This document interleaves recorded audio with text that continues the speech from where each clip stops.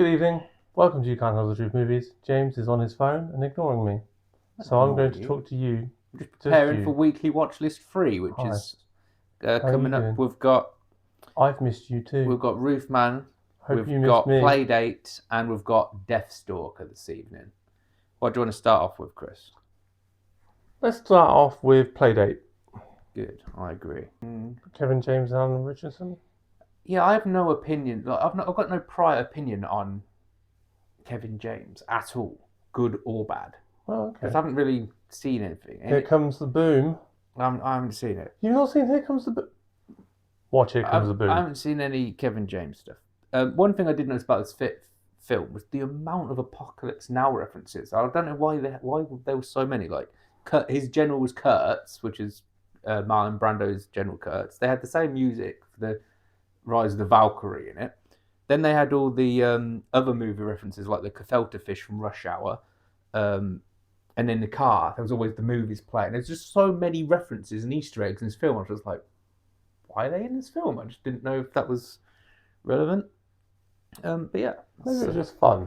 Yeah, no, I liked it. Maybe just had fun putting it in. It's like you can watch it just to see, yes, but that was about this film.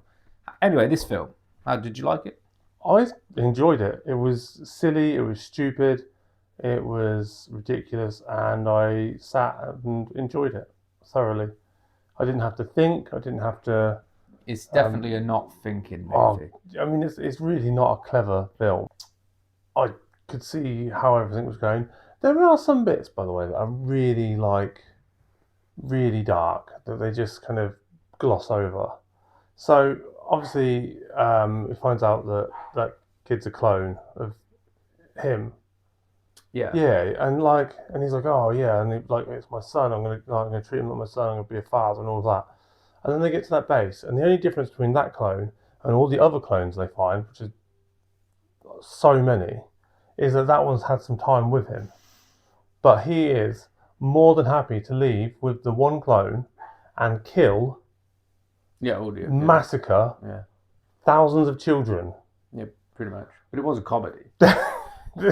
Yeah, I did find some of the comedy I liked. I liked some of it, but to me, it wasn't bad. It's just that there's 100 of these films, and really, it's not based on was there good acting. Did this? It's just did it make you have? Did you laugh? Did you find it light-hearted fun or not?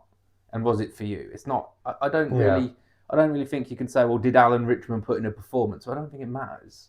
It's just like an Ace Ventura, not the same, but the similar kind of, or that them scary movie parody thing. Yeah. It's not quite that low level, but it's that kind of the comedy either gets you, it doesn't. And for me, it was okay. Yeah, I had fun. I wasn't particularly. I thought I was gonna like it more with Alan Rickman playing that big kind of stereotypical guy he is, and Kevin James. But I found Kevin James was kind of a bit drab. He had a few one-liners which I thought were pretty good. But other than that, Kevin James was really, and that was meant to be his character, but it was just a bit slow for me.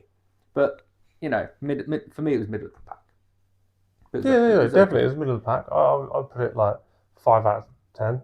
I gave it 5.6. See, there we go. Look, I'm rating a lot higher than you. You are. Apart from mine, now you see me this week. Yeah. Oh, okay. I'm being more generous. Okay. Okay. Roofman. So this was the one of Channing Tatum, and I saw the trailer for this a lot in the cinema, and I thought this was a flat-out comedy where the majority of the film was going to be in the Toys R Us, and it was going to be like a back and forth between him and Peter Dinklage, like a Catch Me If You Can, Home Alone mixture.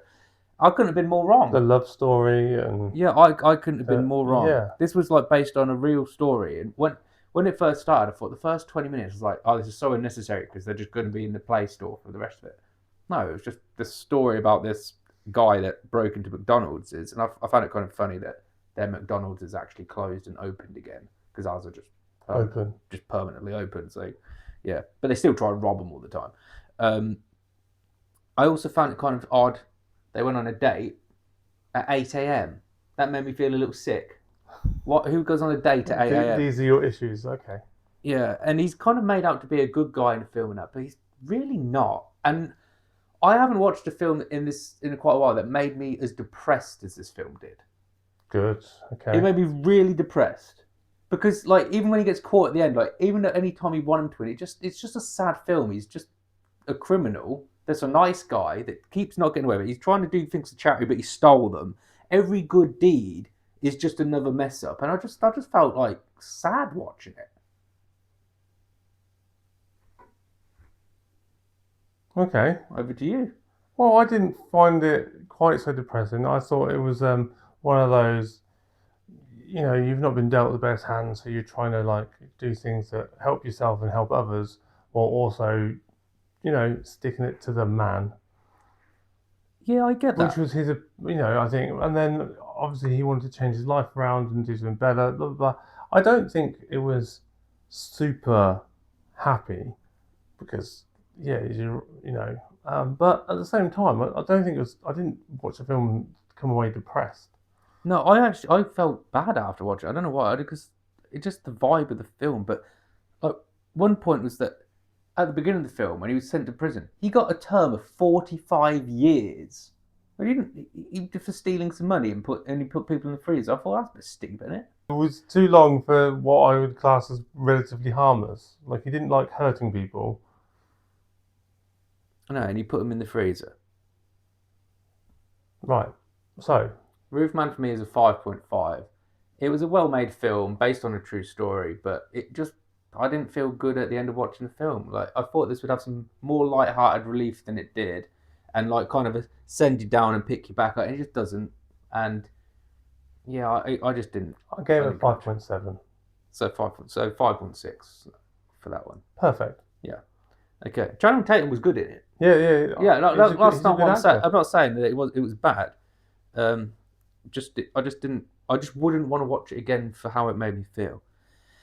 But the last word, we've got a short week this week, is called the Deathstalker, I believe. Now, there wasn't much to choose from this week, as you can tell with Deathstalker. I mean, I very highly recommend that you don't watch it. I gave this film, I'm just going to cut straight to it, a score of 0.25. And I challenge you or anybody to watch more than I did. I got 25 minutes in before I had to start skipping it. I watched the trailer and went, nope. No, honestly. You can see they got, like, it's like the Power Rangers kind of costumes they're wearing, like, and it's kind of a mixture of Power Rangers and Teletubbies.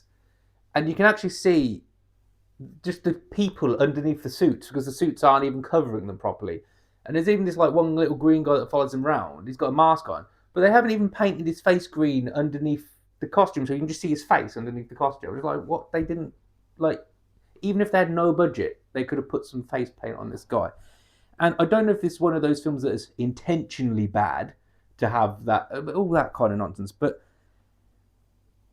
he had a map. He opened, I've got way too much, I watched 25 minutes of this, so I'm getting some goddamn airtime about it. He opened his map, and his map says, beer, bugs, go. That's the guy's whole map. And then I've got here as well, the best actor was the horse. The horse really played a horse well. Yeah, just it's going to be a benchmark for our, like. You thought Popeye the Sailor Man was bad. At least they tried, and I don't mean they tried very hard, but at least the people in it were like, we're in a movie. Let's make some sort of silly movie. This was like, they didn't even bother the finishing touches on the costumes. It's just literally unwatchable. 0.25. That's a benchmark for the channel of the worst film we've ever seen. And like I said, if you can watch more than 25 minutes straight, you're a better man than I. But that's it. That's all we've got for this week.